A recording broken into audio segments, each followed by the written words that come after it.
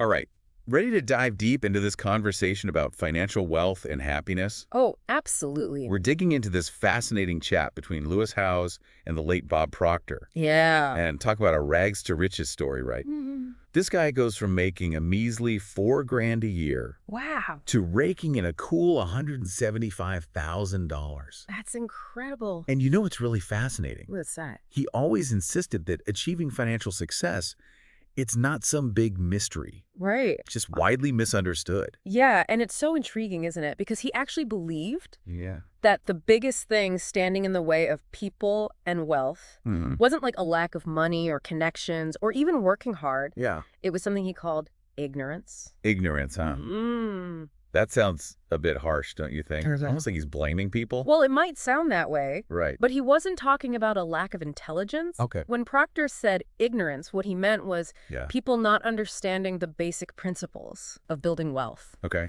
You see, he used to think that the harder you worked, the richer you'd get. Yeah. He actually tells the story about working himself ragged as a cleaner. Really? Just thinking if you put in enough effort, all his money problems would vanish. Right. But guess what? What? It didn't work. Oh, no. He ended up completely exhausted and still broke. Oh, wow. That's when it hit him, something had to change. So what did he do? Did he stumble upon some secret formula or something? Well, not exactly a secret, Right. but a formula for sure. Okay. He started noticing something about wealthy people. What was that? They almost never depend on a single paycheck. They branch out, you know? They create multiple income streams.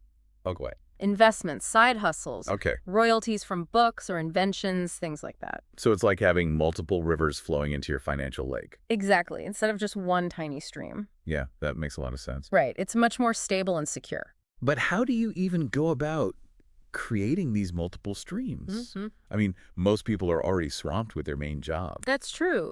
But Proctor had some pretty interesting ideas about that. Uh-huh. He was all about constantly learning, investing in your knowledge, and especially learning from people who've already achieved what you want. Makes sense. You know what he'd do? He'd actually charge his relatives to attend his seminars. Really? His own family? Yep. And you know his reasoning.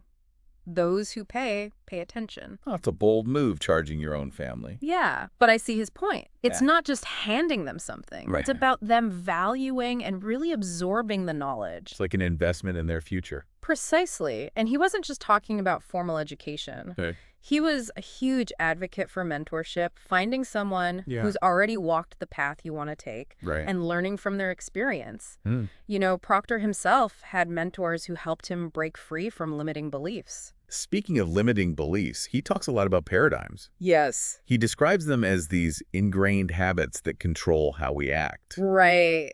That sounds pretty deep. Well, imagine your mind's like a computer with its own operating system. Okay. Paradigms are like the programs running in the background. Okay. They affect how you see the world, make decisions. Yeah. Basically, how you achieve success. But here's the thing, right? Yeah, What if those programs are outdated? exactly. Sometimes they're based on old beliefs Okay. or societal expectations that don't even apply anymore. So we could be running on outdated software without realizing it. Exactly. And that's what holds us back. And to really change, Proctor says we need to understand ourselves. Yes.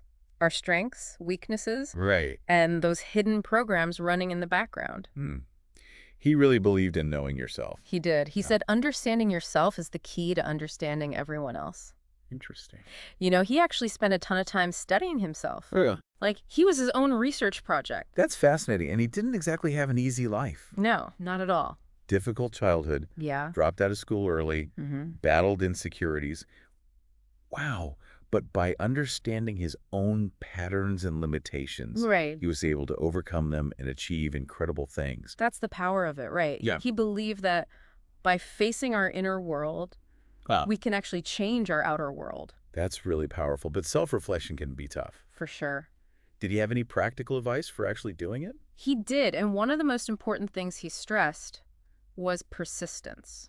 Okay. He actually thought it was more crucial than talent or hard work. Really? More than talent. He said, and I love this quote, What's the quote? "Persistence is to the character of man as carbon is to steel." It's Wow. about pushing past those doubts and setbacks. Yeah. And those people who tell you you can't do it. Right. To keep moving towards your goals no matter what. That's powerful. It is, isn't it? Yeah.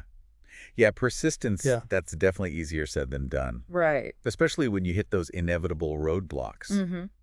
Did Proctor have any tips for how to deal with that self-doubt and fear? Oh, he did. Yeah. And his approach might surprise you. Oh, He actually embraced fear and doubt. really? Mm-hmm. Like, welcomed it. Yeah, he saw them as signs that you're on the right track. Okay. He even called them terror barriers. Terror barriers. Yeah, those moments when you're about to do something new and challenging, Yeah. and your mind just starts screaming at you to turn back. Oh, I know those moments. Right. So instead of running away from that fear, he's saying, lean into it. Exactly. That's a little counterintuitive. It is, but Proctor believed that real growth happens outside your comfort zone. Makes sense. He even had the saying, if it doesn't scare me, I know I'm not growing. I like that. Yeah, he understood that fear is just a natural part of the process. Right. It means you're pushing your limits, expanding your potential. That's a good way to look at it. Yeah. Okay. But fear aside, even with the best intentions, sometimes we just get stuck in old patterns. I know what you mean. Did Proctor have any advice for breaking free from those habits that hold us back? He did. He was a big believer in the power of repetition. Okay. He noticed that successful people often do the same things over and over, Right. actions that support their goals consistently with focus. So it's not just about trying really hard? No, it's about creating systems and rituals that actually work for you. Can you give me an example of what that would look like? He tells the story about Earl Nightingale, a famous personal development speaker. Okay. Nightingale would read the same 2 pages of a book every single day for a month. Wait, the same 2 pages? Every day? For a whole month? Yep, sounds strange, right? Yeah. But it shows you the power of focused repetition. Okay. It's not about skimming through information. Yeah. It's about letting it sink in, letting it become part of you. So it's like rewiring your brain.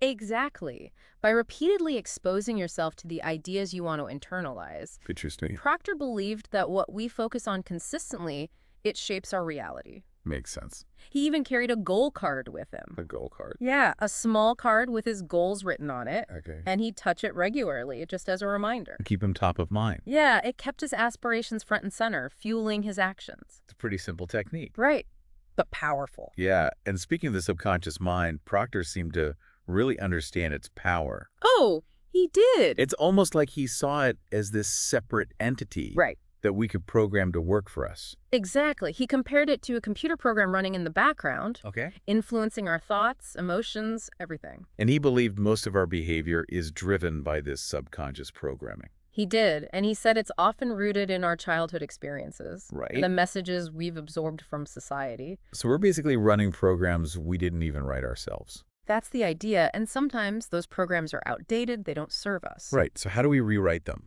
Proctor believed we could reprogram our subconscious mind Okay. through repetition, visualization, and conscious effort. Like affirmations and positive self-talk. Exactly. And consistently exposing ourselves to empowering ideas. It's like updating our mental software. That's a great way to put it. It's fascinating how he combines this practical stuff with a deeper understanding of our potential. Right. He even talks about tapping into our spiritual DNA Yeah.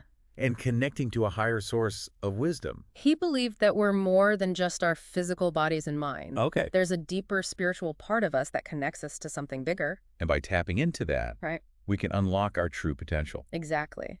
And experience a greater sense of purpose. So true wealth goes beyond just the material stuff. Mm-hmm. It's about aligning with our higher purpose and contributing to something bigger than ourselves. He really emphasized that. And he also talked a lot about the importance of love Yeah. and deep, meaningful relationships. Those are essential for a fulfilling life. Absolutely. Not just for personal happiness, but for success in all areas. It's interesting how he connects those things. Right. It's not just about money. It's about living a life of purpose and passion. Yeah, and connection. He believed they were all intertwined, you know, Yeah. that when you focus on contributing and building strong relationships, abundance follows naturally. But even with the right mindset and tools, sometimes our perception can get in the way. It can. Right. Proctor talks about how our beliefs can create limitations without us even realizing it. He does, and he gives this example of race, Okay. pointing out that terms like black and white, They're just social constructs, Right. not inherent properties of individuals. Okay. So it shows how our perceptions are often shaped by culture. And we see the world through this limited lens. It's like wearing glasses with a specific tint. Okay. We perceive everything through that color. But the world itself isn't that color. Exactly, and this applies to everything. Right. Our beliefs about money, success, ourselves. All of it. I'm starting to see how these paradigms can be a real obstacle. They can be. So how do we even start to recognize them? Proctor believed the key was to look at your results. Okay. He said, if you want to know what you believe, look at your results. That's interesting. It's a simple insight, but it's profound. Right. If you're not getting the results you want, it's a sign something needs to change. Exactly. Your current way of thinking and behaving isn't working. So start by identifying the areas where things aren't aligning. Exactly. And he gives us a great example of how he was working on shifting his own paradigms. Wow. By learning to write with his non-dominant hand. Really? That seems a little unusual. It does, right? It's playful almost. Yeah. But it forced him to confront his ingrained patterns Okay. and rewire his thinking. That's a powerful metaphor. It is. For the kind of mental flexibility we need for real change, Right. Proctor believed that even small, deliberate actions done consistently can have a huge impact on our paradigms. And he was a big believer in setting big goals. Right. Absolutely. He wasn't afraid to aim high. And he shared his own goal of making $100 million. He did, and he wasn't just talking about it. Right. He was actively taking steps to make it happen. He believed in the power of setting bold goals and then going after them. With focused action, relentlessly. But setting goals is one thing. Right. Achieving them is another. Mm-hmm. Did he have advice for bridging that gap? He did. He emphasized writing your goals down. Okay. In the present tense, as if you've already achieved them. Really? Yeah. He believed this programmed your subconscious mind. To believe it was possible. And not just possible, inevitable. So it's like shifting your mindset from, I want this, to, I have this. Exactly. And tricking your brain into believing it's already a reality. It's a powerful technique. Yeah. And he also stressed having a good support system. Oh, for sure. He talked about his business partner, Sandy Gallagher, Yes. and the great team he built around him. He understood that success is rarely achieved alone. We need other people. We do. We need their support and encouragement to reach our full potential. It sounds like he really walked the walk, He did. constantly pushing himself to learn and grow. Even in his later years, he was full of enthusiasm and new ideas. It's like he never stopped growing. He was a living example that age is just a number. Right. Our ability to learn and grow doesn't stop as we get older. It actually expands with experience and wisdom, He was challenging those limitations society puts on older generations. proving it's never too late to learn and make a difference. And he was especially excited about advancements in technology, Oh yeah, he was. especially those that helped him connect with more people. His new Studio 333 project was a perfect example of that. It sounds like he was passionate about using those platforms He was. to reach people and create a more personal learning experience. It was about making knowledge accessible to everyone. Right. Empowering others to reach their potential. Exactly. And despite all his achievements, Proctor stayed humble. That's important. He acknowledged he hadn't reached his full potential. And that there was always more to learn. He said the closest we can get to our potential is where we are right now. Wow, that's deep. It's about embracing the present Yeah, while still striving for improvement. that's a great balance. And one of his biggest lessons was about contribution. Okay. He believed the best thing we can do for our kids Yeah. is teach them to serve others. To make a positive difference in the world. Yes, it's about understanding that true success isn't just personal gain. It's about leaving the world better than we found it. Exactly. He was a true advocate for living a life of purpose. Driven by a desire to help others unlock their potential. He was, and his legacy continues to inspire people all over the world. They challenge limitations, embrace their true selves. And create a life of abundance in all areas. You know, it's amazing how Proctor brought together all these different ideas, like practical tips on goal setting and financial strategies. Yay. But with this deeper, almost spiritual understanding of our potential. It wasn't just about making money. No, it was about aligning with your purpose and contributing to something bigger. And you know what really struck me? What's that? Even in his 80s, Yeah. he was still so full of life and passion and that thirst for knowledge, All right. constantly pushing himself to learn and grow. Like he never stopped growing. He was a true example that age is just a number. Definitely. Our ability to learn and grow doesn't have to fade with time. In fact, it can even get stronger. Right. As we gain experience and wisdom. He was challenging those ideas that society puts on older people. Yeah. Proving that it's never too late to learn and make a difference. His story is so inspiring. It is. It reminds us that we all have the power to shape our own reality, no matter our background or circumstances. We might not all want to make $100 million. Right. But those principles he talked about, Yeah. persistence, self-awareness, Yeah. challenging those limiting beliefs, Right. and finding our purpose, those are things that apply to everyone. They do. Those are universal truths. But that's what I find so empowering about his message. Me too. It's not about following some strict rules or trying to achieve someone else's idea of success. But it's about finding your own path.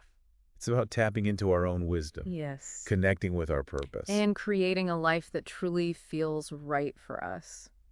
He was so good at making complicated ideas seem simple and actionable. He was a master at that. He didn't just tell you what to do. Right. He explained why it mattered, how it worked, Yeah.